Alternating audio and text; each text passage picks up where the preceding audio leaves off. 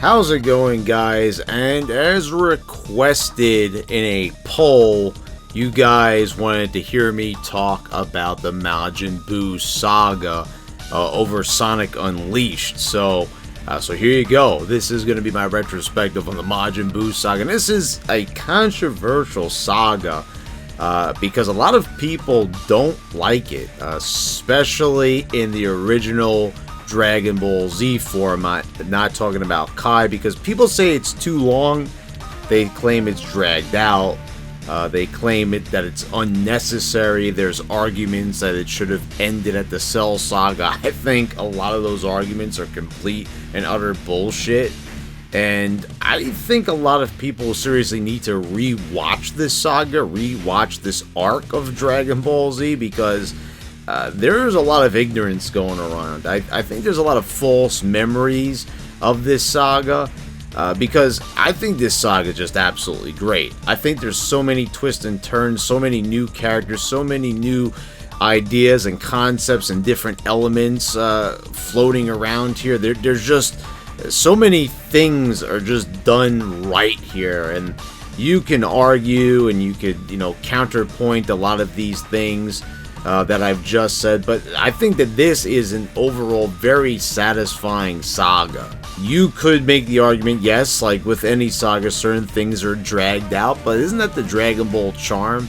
It's supposed to be about the drama. It's supposed to be about the hype and the build-up. If we get right to the fights, we kind of lose a lot of what Dragon Ball is trying to accomplish. And, that was the problem, in my opinion, about Kai. They rushed through a lot of different things, and you lost a lot of the charm along the way. Not that Kai is bad, but, the original is better. And the Majin Buu Saga does so much right, I don't really see how people claim that it gets so much wrong and how they're not really enjoying it.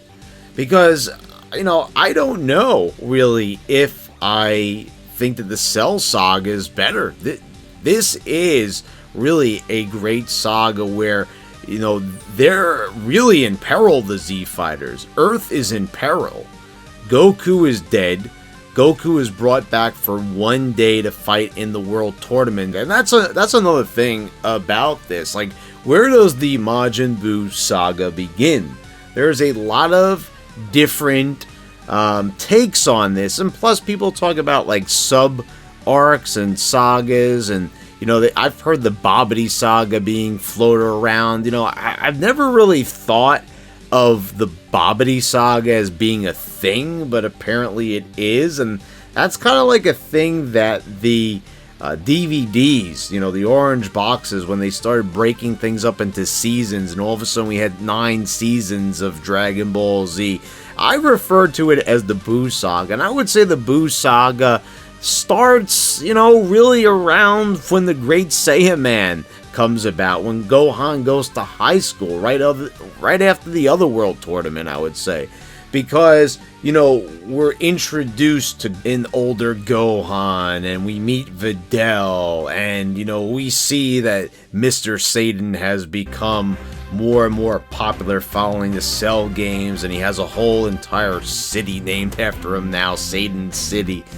So a lot has developed in the time that Goku has been dead since his untimely death during the Cell games. So basically, just to wrap up what we saw in the Great Saiyan Man saga, Gohan is going to high school, he meets Videl, who is Mr. Satan's daughter, and we get a lot of fun, great Saiyan Man scenes as Gohan is playing this superhero to try to hide his identity, and Videl is trying to find out who he is, and eventually she does find out, and Gohan ends up teaching her how to fly, and teaches her all about energy, which is very interesting because we've never seen anyone in the series actually teach another person about energy outside of the Z Fighters circle.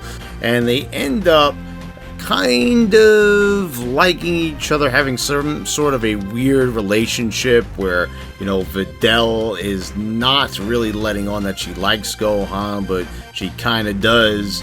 And she wants Gohan to enter the World Martial Arts Tournament, and Gohan reluctantly accepts, and Goku decides that it is time for him to make his grand return, but he could only come back for one day. And he is going to use that one day so he can enter into the World Martial Arts Tournament, and that's just what he does. And we see a heart-wrenching scene with him and Goten, because this is the first time he's seen Goten. Goten was born when Goku was already dead after the Cell games. And really, if you're watching this with the Bruce Falconer score, oh man, have some tissues ready. You're going to be crying, that's for damn sure. I know this scene gets me every time, especially during this rewatch. I never remember feeling like such joy and sadness at the same time, knowing that, Goku, originally we think that this is going to be the only day he'll get to spend time with Goten, and this is the first time that he's ever seeing him. So it's really sad and sweet at the same time. And also there's a junior tournament going on, and we see a really big epic fight between Trunks and Goten, and before we even get there, they're beating down on all the other kids, and they're so much more powerful than them. It's pretty entertaining. But this fight between Goten and Trunks, like another underrated fight for DBZ. Like, these two kids are going at it, and it's like a really well done fight. But in the end, Trunks ends up winning on a really silly ring out. Like, Goten kind of like can't stop himself from hitting the steps with his feet, and he ends up losing based on that technicality. And the funny thing is, Mr. Satan is supposed to square off with the winner of the junior division, and so when it comes time for him to face off against Trunks, he's telling Trunks to go easy on him. He knows that he could easily get his ass kicked, but Trunks lays into him with one blow and sends him careening out of the ring. And Mr. Satan is embarrassed, but of course he makes one of his classic excuses that he let Trunks beat him. So, and there's a lot of that comedy coming from Mr. Satan, and Mr. Satan is just generally like on fire comedy-wise throughout this whole entire saga. But we will see how he grows as a character as this story moves on. But of course, it can't be all fun and games, because we all know what's eventually coming. And things start to ramp up. We think we're just going to have a good old-fashioned World Martial Arts Tournament, but it turns out that mystery is afoot. We're introduced to the Supreme Kai, who doesn't reveal himself right away. He's under the alias of Shin, and we meet his attendant Kabito as well. And I like how they introduce the Supreme Kai and Kabito. Like, the Supreme Kai is really menacing here. Like, he's got a creepy smile. I remember seeing this for the first time on Toonami, and they convinced me that he was a bad guy. Like, I wasn't too familiar with Majin Buu. There wasn't really an easy way of like getting Dragon Ball content like online. No, there was stuff, but they didn't have as many like photos and things like that.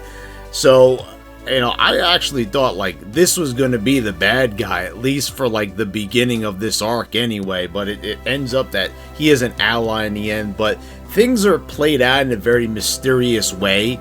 We see that there are two really creepy characters by the name of Yamu and Spopovich, and Spopovich is like this really big jacked up big guy, and he has like supernatural powers. We see him pounding the life out of Videl. It's a really like cringe inducing scene, and like cringe inducing in like the best way possible. I mean, because it's really violent, and he's just beating the life out of her. And this is kind of what causes the relationship between Gohan and Videl to blossom even further when he gives her a senzu bean later on.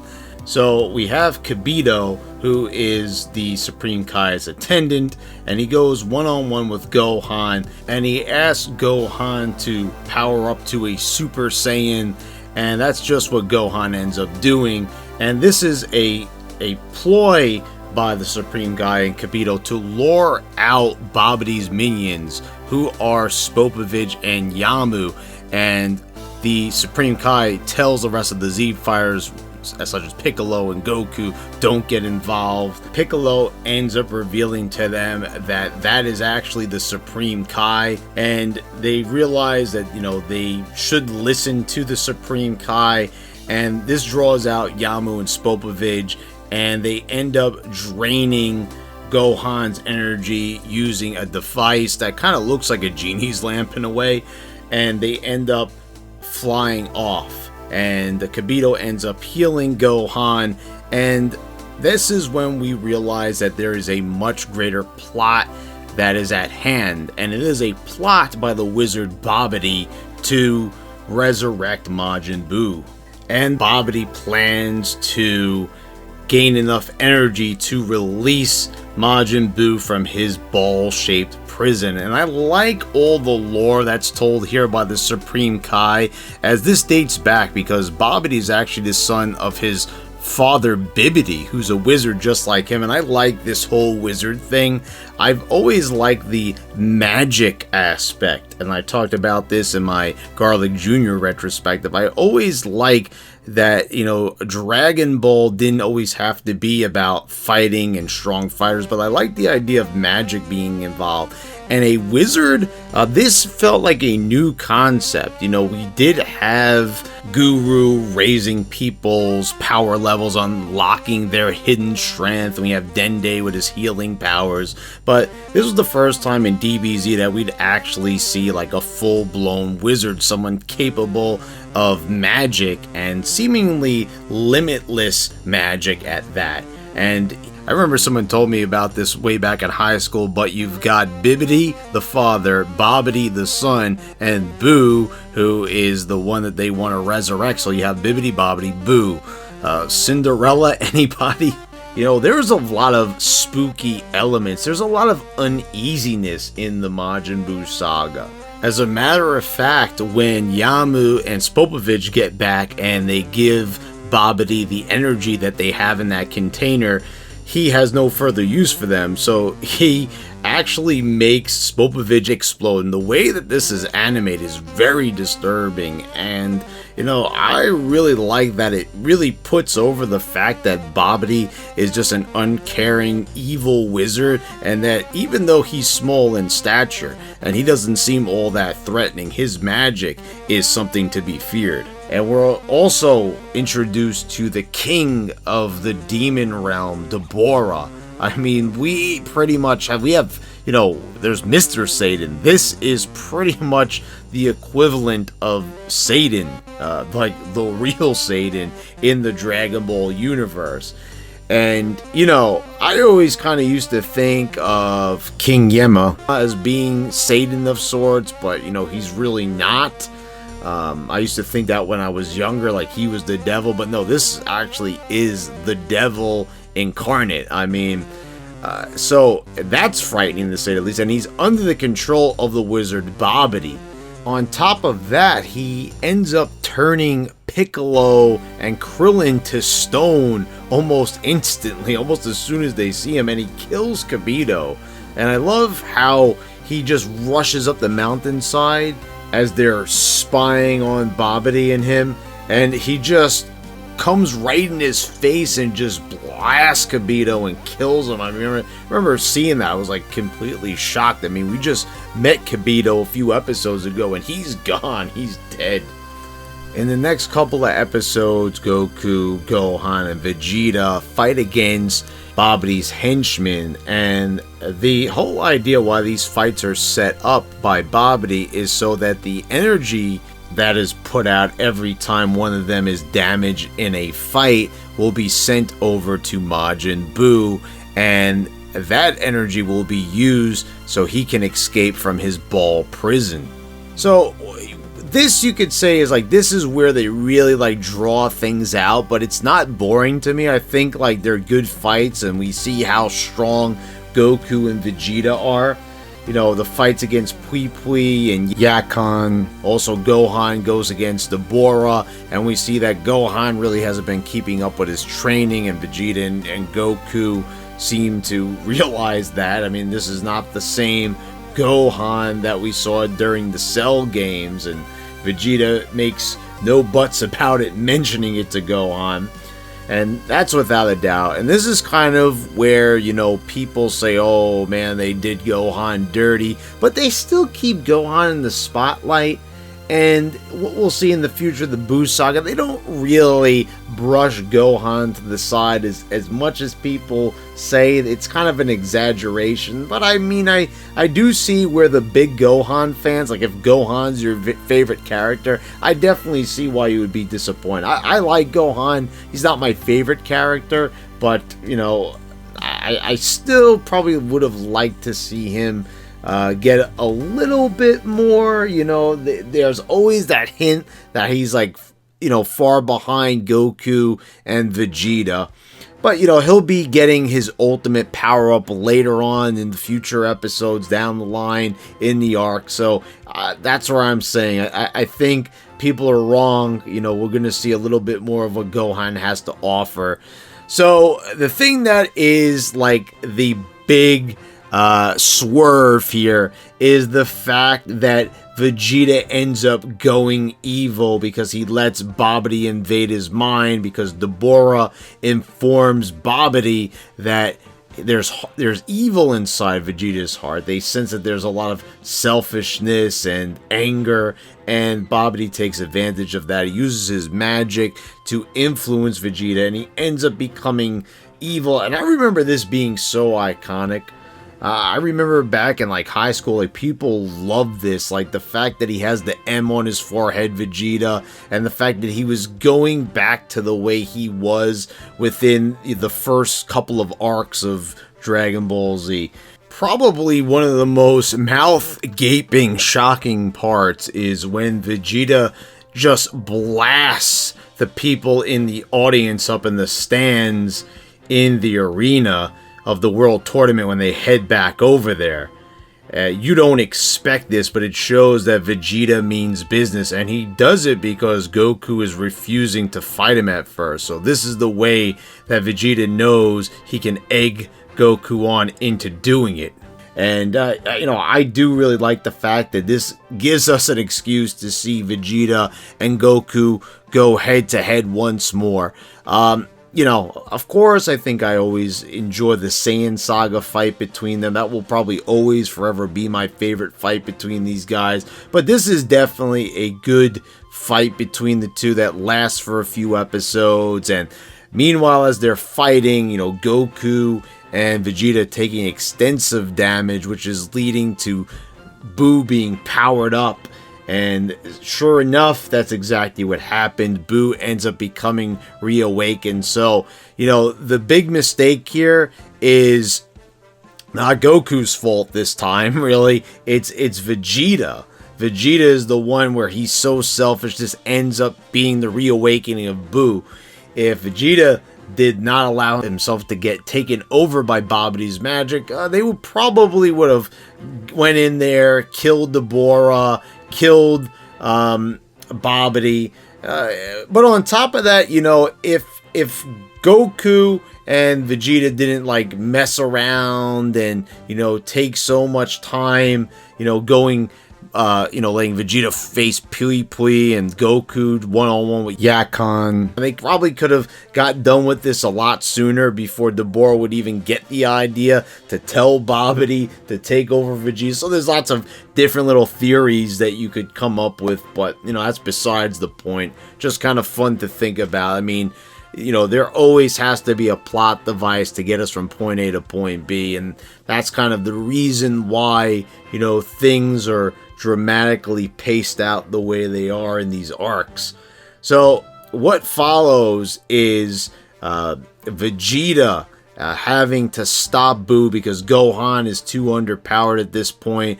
Buu is also not the villain that we're expecting. He is a quite fat, very clownish looking villain, a comedic looking villain, but his power is anything but.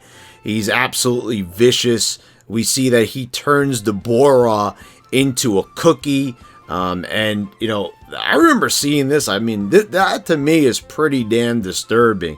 We've got a villain that turns people into candy and into desserts. And, This to me has always been a big similarity with Cell to me, because Cell devours people using his tail, and Boo is just simply like eating people with his mouth. But I always found the Boo version of things to be just a little bit more on the horrific side of things. So we get Vegeta sacrificing himself, trying to save the planet, doing something for someone other than himself, doing it for the planet for a change. And it's kind of funny that we see that Vegeta's so strong-willed that he's still under Babidi's manipulation at this point, and he's still able to overcome it so much. I mean, that's the thing. Vegeta is doing the fighting all for himself, and the fact is, it's just that Babidi has reawakened that anger that was laying dormant in Vegeta. He's always had the anger, he's always been short-tempered, but the evil side of him has been brought to the forefront. So it's not really him doing what Babidi's telling him to do. We see that he won't listen to Babidi, and that enrages Babidi, but I thought that was always a very interesting way that they did things here, having Vegeta turn evil, but not in the way that you think that he would. And Vegeta using the final explosion is such an emotional part. You feel for Vegeta. You hear his words before he just self-destructs using all the energy. He ends up blowing himself up, blowing up Boo. But we see that Boo can put himself back together. We saw hints of this, but we didn't think that Boo could just, put himself completely back together like this after being in 1,000 pieces.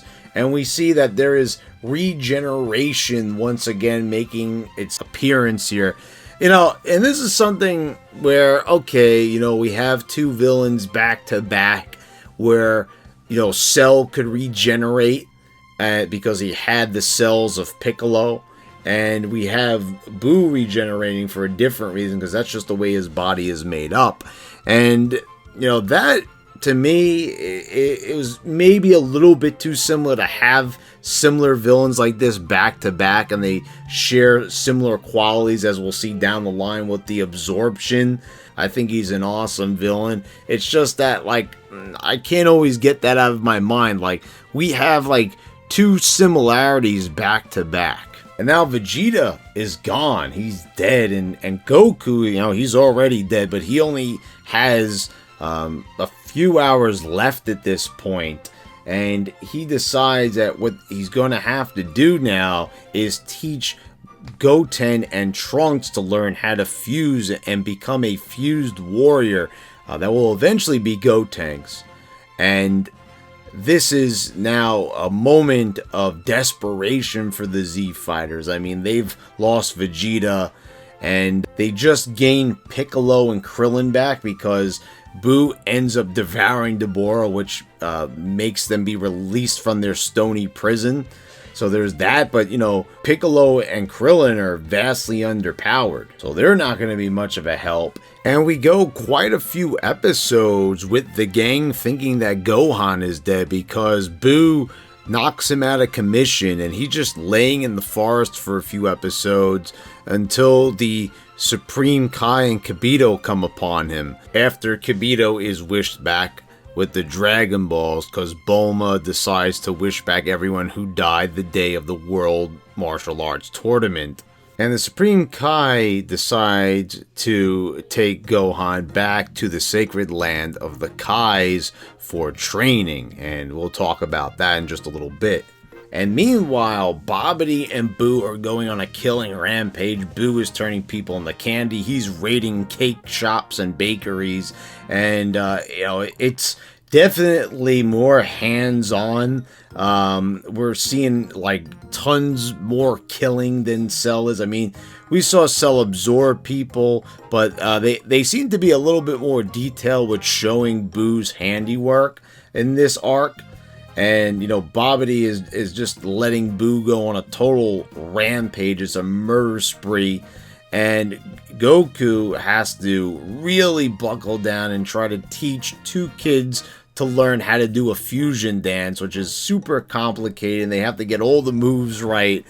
And, this is definitely iconic, the whole fusion dance, and eventually seeing Gotenks and Goku's got to buy some time while the two of them practice. So what does Goku do? He goes to confront Buu one-on-one as Babidi watches from the sidelines, and we are introduced to Super Saiyan 3. And a lot of people have said this form is totally wasted. I disagree. I think that it got enough spotlight in the series.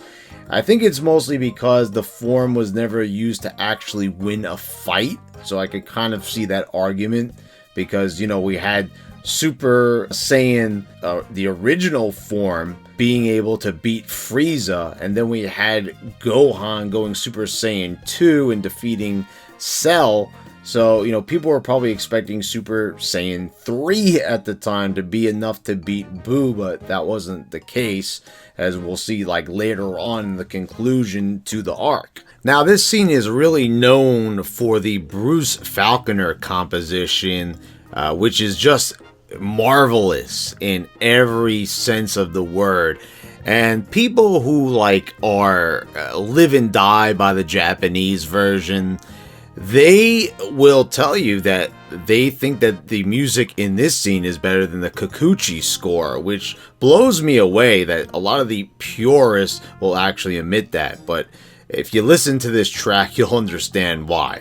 So, this is a pretty good fight as we see Buu and Goku showing off his new power.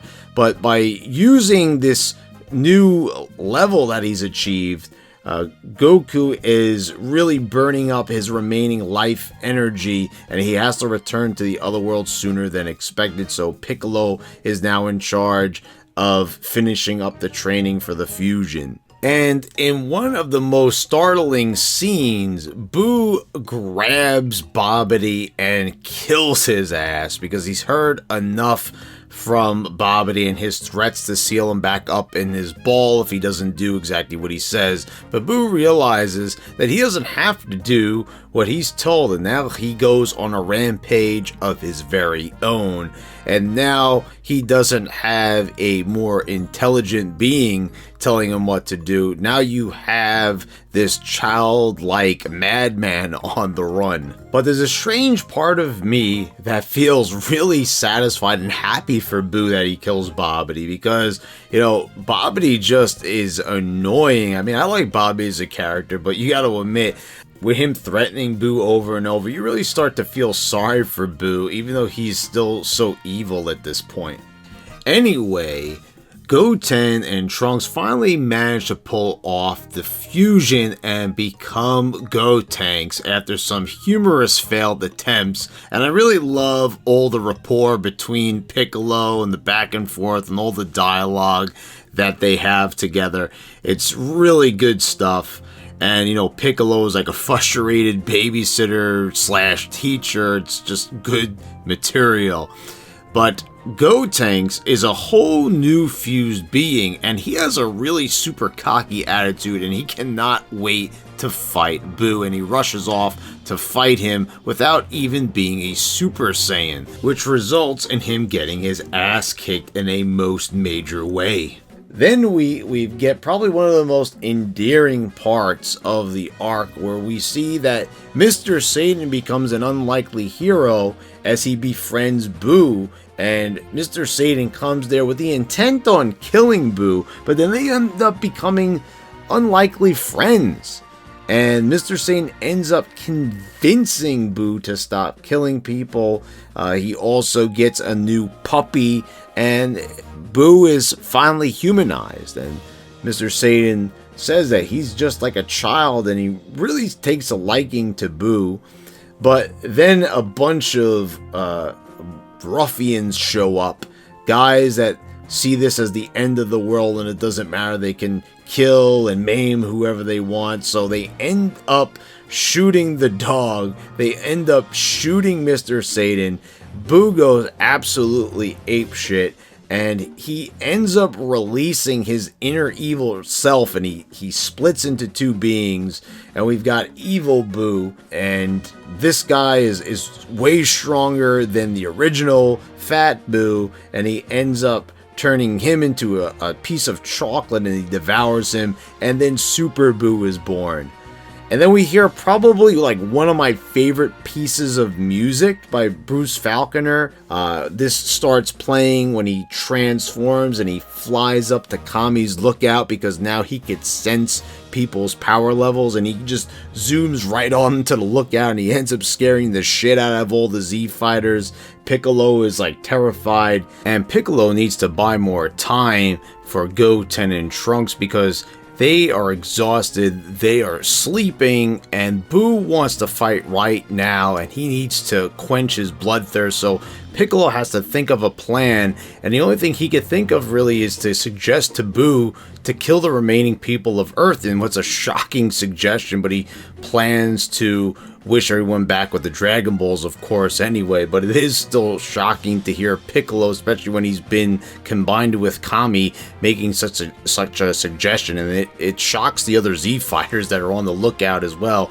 But Buu raises his hand and showers the entire planet with energy blasts, and what's a really visually pleasing scene, and you get to see everyone getting hit by these blasts down on Earth, and it's quite the sight to behold. So Buu agrees to wait, but after a while he cannot take it anymore and he needs to fight. So Piccolo has to come up with a new plan, and Piccolo ends up taking Buu on a journey through Kami's lookout because he's trying to buy time while Trunks and Goten are in the hyperbolic time chamber trying to train and get ready for the fight.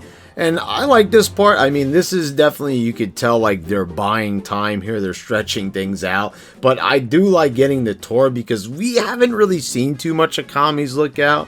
You know, we're always seeing, you know, different perspectives on the lookout, like in the Garlic Jr. saga, as we discussed. We saw, you know, the underneath part of the lookout. We see all strange stuff.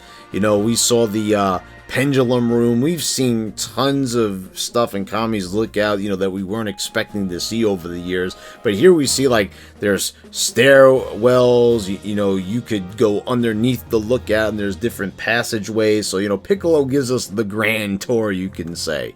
So finally, we get the big fight, and Gotenks can't finish the job against Super Buu. But I love this fight because it takes place inside the hyperbolic time chamber. It gives it like some real ambiance. It's just a good atmosphere.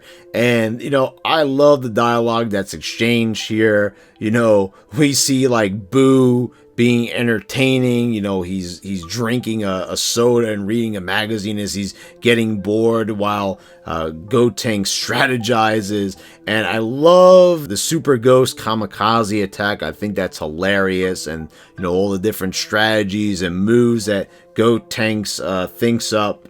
And he has like this whole strategy in mind where he wants to make like, oh, he's going to lose, but secretly he's able to go Super Saiyan 3.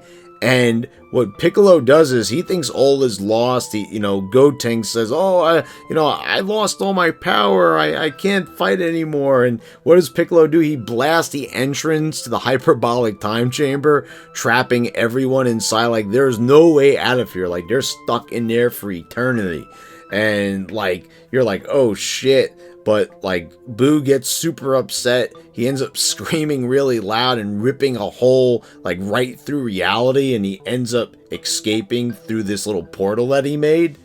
And Gotenks then reveals that he's Super Saiyan 3, and you know, he could have turned into this and like destroyed Super Buu, but you know, his ego got the best of him, and Piccolo's absolutely furious. His reaction is hilarious. But in the end, Gotenks is able to use the same trick that Buu did with his voice and tears a hole in reality, and Piccolo and him go right through it, and they manage to make it back onto the lookout.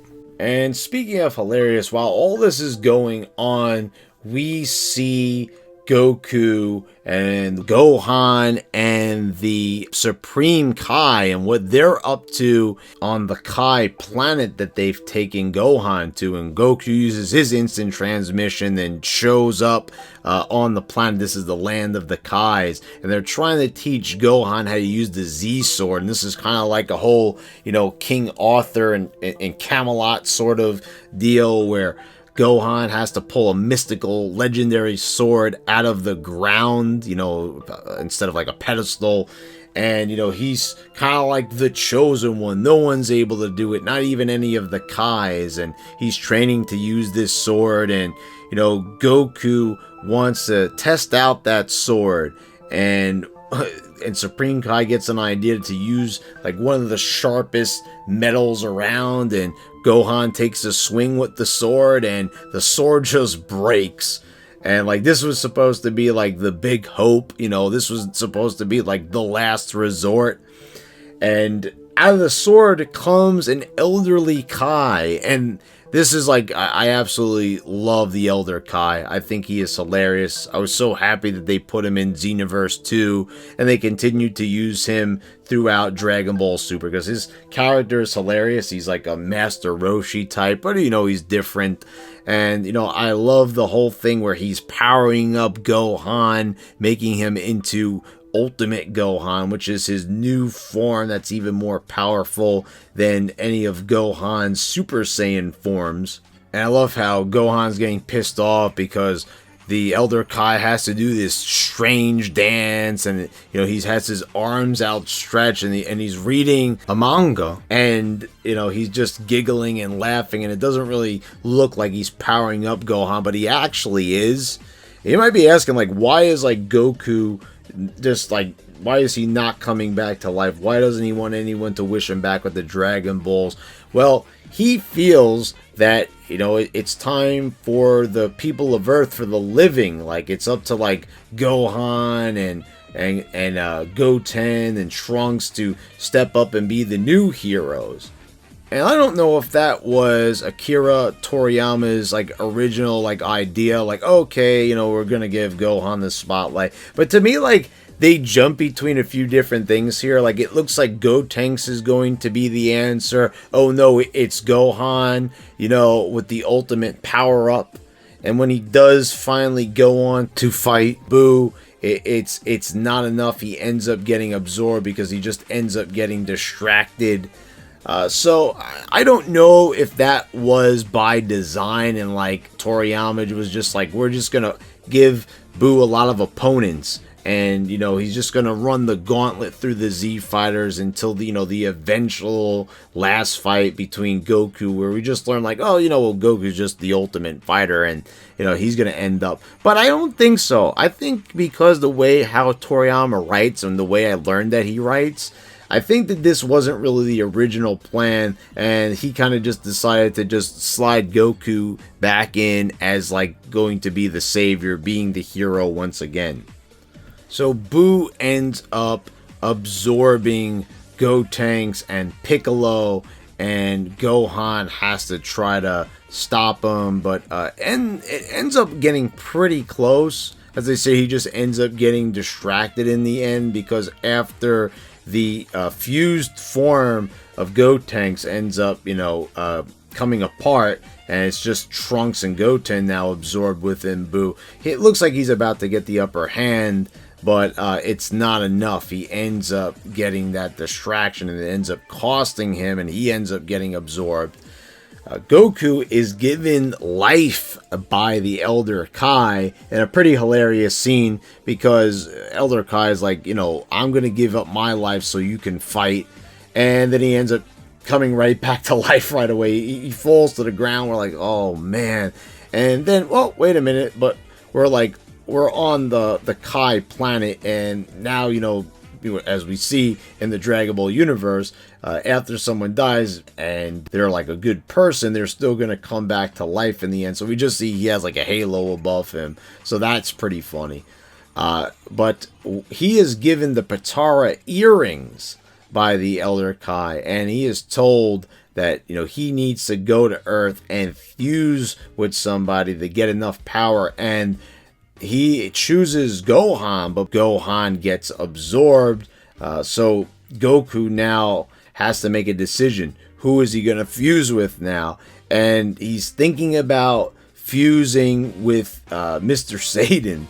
And it's pretty hilarious because we see like an image of like what it would look like if Goku were to fuse with Mr. Satan. But in the nick of time, King Yama decides to give Vegeta life again. And so he decides instead he's going to fuse with Vegeta. And after, being begrudging about it, he ends up fusing with Vegeta. They become Vegito. And we get a pretty awesome fight with Vegito mostly kicking Buu's ass, but it's pretty close, and this is the most powerful that Buu will be in the entire series. Nicknamed Buuhan because he has Gohan in him now. So this ends up being like a pretty big battle, and the Vegito character is awesome. He's also super cocky, just like Gotenks, because this is just like something that the fusion does. Whether you do the fusion dance or the Batara or earrings, it looks like, that this is just the way how it is. The fused form always ends up being like this super cocky bastard. He even ends up getting turned into candy at one time, does Vegito. And Buu thinks he's going to devour him, but the piece of candy comes back to life and even starts talking in Vegito's voice and ends up kicking his ass. And because he's so small, he's just like a little piece of candy, he's just completely destroying Buu. He's like super quick. He's like even faster as a piece of candy, it seems like. He's so small and agile. But Buu ends up turning him back to normal. But then Vegito actually decides that he's going to get himself absorbed into Buu's body so he can go inside and he can save Gohan, Trunks, Goten, and Piccolo. And I love this part. Like, this is like really like Dragon Ball to me when they go inside Buu's body and there's all sorts of like weird stuff in there, and like, they even at one point like even avoid like getting pooped out by Buu, like literally. I mean, it's just like shocking stuff. But this is the sort of humor that was super common in Dragon Ball that a lot of people don't seem to be aware of. Like I said, this is mostly the people that have just seen DBZ and nothing but, and Super, of course, and it's maybe why people didn't understand like the increased amount of humor in Super. That's not really too familiar with like Toriyama's like real style is supposed to be. Also, something really interesting of note is when Vegito gets absorbed by Buu, he gets separated, and Goku and Vegeta are two halves once again. They're themselves, and it's really perplexing.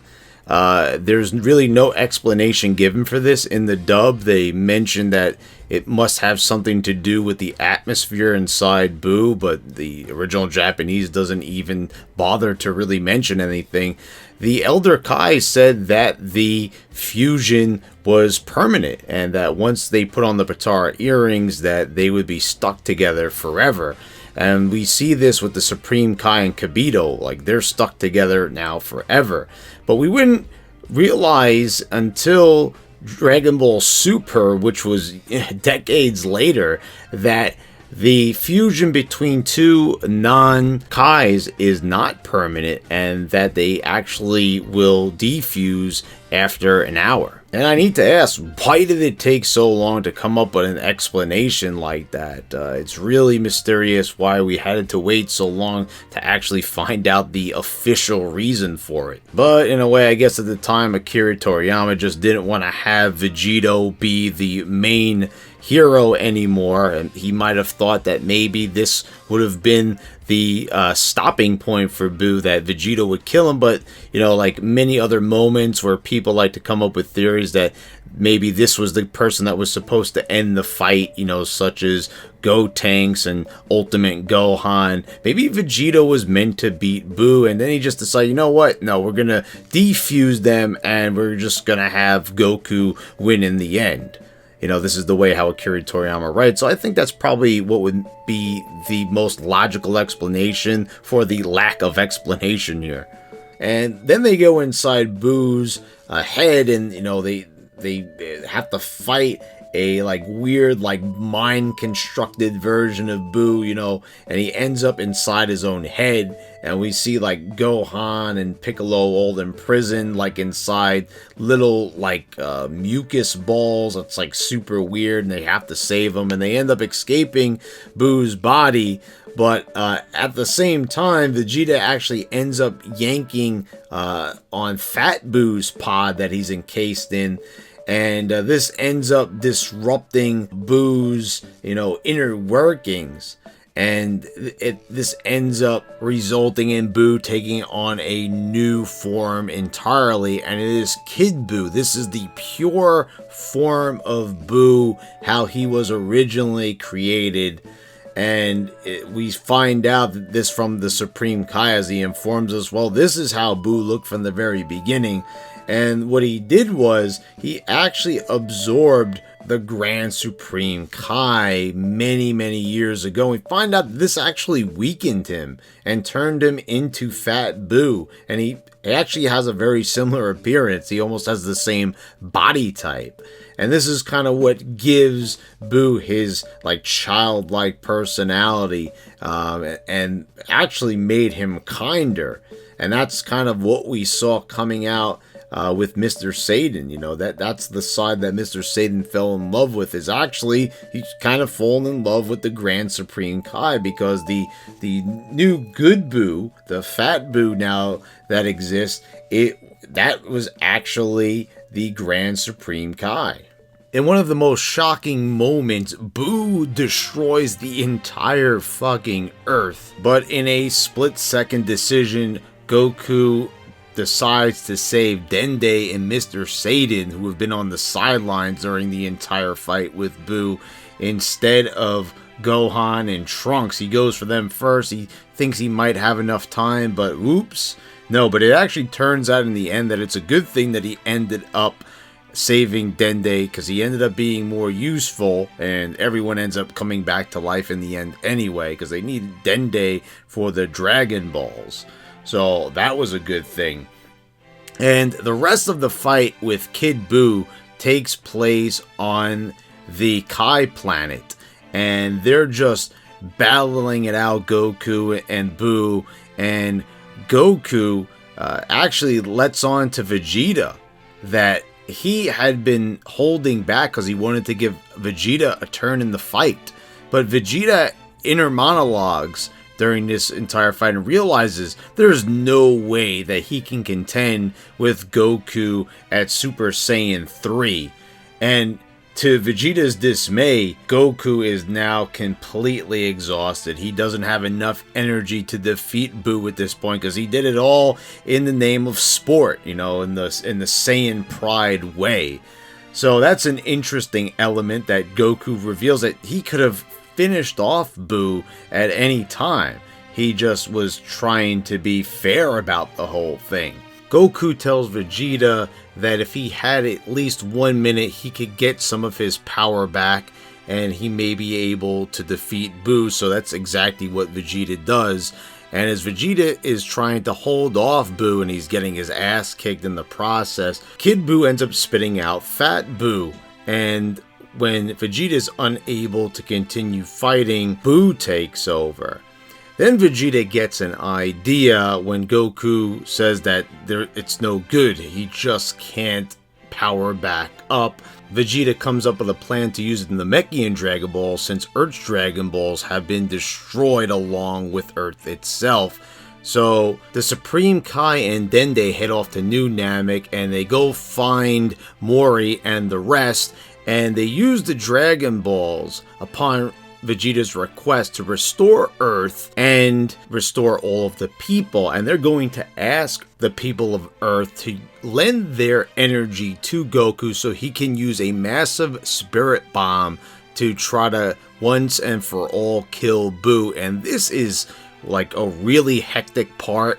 I talked about the race against time before, as Piccolo is trying to train Goten and Trunks so they could become Gotenks. But this part You have Vegeta trying to use King Kai's telepathy to talk to the people of Earth, and they don't trust Vegeta and they don't like his tone, especially because Babidi used telepathy to speak to the people of Earth when they were looking for the Z Fighters prior.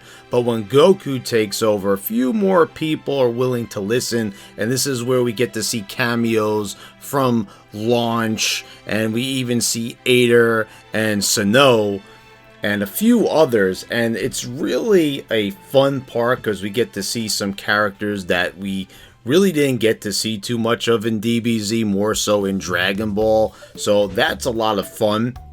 But the one who ends up saving the day is Mr. Satan. The people of Earth hear Mr. Satan's call. The people of Earth are, really being assholes, especially with Goku.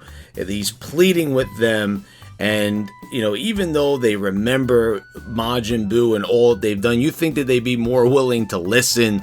But you kind of understand that, they've been through a lot, with Cell and Buu. And they're not so quick to really be so trusting. But Mr. Satan is the one that is the convincing factor. And finally, Goku is able to obtain enough energy and he launches a massive spirit bomb at Buu. And you think everything is just fine and well. Goku's finally got the spirit bomb launched at Buu. Buu's going down. He's going to get Buu, but Buu blocks it. What's going on here? I mean, you think that if you weren't going to have a heart attack by all the hectic happenings going on, this would be it, because Buu is not going down. He's got this thing blocked and he's sending it back towards Goku until Vegeta gets the idea to restore Goku to full power using the last remaining wish on the Dragon Balls. So Goku finally powers back up to Super Saiyan and launches the Spirit Bomb back at Buu once again, and this time he disintegrates into dust and the battle is finally at an end. Whew, that was a really tiring one, you gotta admit. I mean, man, this was just a huge, massive, long, hard-fought battle, and at the end of it you really feel it, like it even takes a toll on you, the viewer. And Goku honors him by saying he was a great fighter and a great challenge, but now it's time for him to die. And he says that he hopes that Buu will come back to life incarnated as a good person. And that is basically the story. And what follows is an epilogue that I really enjoy. And it is the 10-year time skip that we see that leads into Dragon Ball GT. And basically from this point, we see that Goku wants to enter the World Martial Arts Tournament that is coming up because there is going to be a fighter that Goku is interested in. And we kind of know who this is, and it ends up being Majin Buu reincarnated as a new person called Oob. And I really like we get to see Goku and Pan, who is Gohan's daughter. And there's some really just sweet parts in here as Goku and Pan are kind of going around outside. They're eating together, playing some of the carnival-like games that they have outside of the World Martial Arts Tournament Stadium. And it's just an all-round good time. It really feels like you could kind of kick back here and just enjoy the comedy and some of the fun, sweet moments that it offers. And then we see that Pan, when she gets into the ring, she just totally annihilates a massive competitor by the name of Wild Tiger. And we even see that she ends up even beating Goten, which is a huge surprise, and kind of really worried about Goten. I mean, man, this guy has to get back to his training. And then we finally see the match that we've all been waiting to see, and it is Goku versus Oob. And Oob is super nervous. He's just a little guy basically from a poor village, and he's just there, so he could bring back money and food to his village. And Goku and him are one-on-one, but he could see that how nervous he is, and he's not going to get a good fight out of this guy. So Goku starts insulting him and his family, and he ends up powering up, and they have what's a pretty good fight. But Goku ends up using his flying technique, and Oob isn't able to fly. So this is the part where Goku says, you know, he's really impressed and sees that there's a lot of power inside of Oob, and he'd love to train Oob. And so they don't even finish their match. He apologizes for what he said. Oob is in complete awe of Goku's power, and Goku is very impressed of what he has to offer, and he offers to train Oob. He said he'll come and live in Oob's village. This way he can train him, and when he's ready, they can fight again. And Goku's just so excited by this. And this is actually a really sad part, especially the fact that like Pan is crying her eyes out, trying to tell Goku, please don't go. But, you know, this is Goku. He is a Saiyan warrior at heart, and he wants to fight tough opponents, and he feels that this is what Oob can offer him.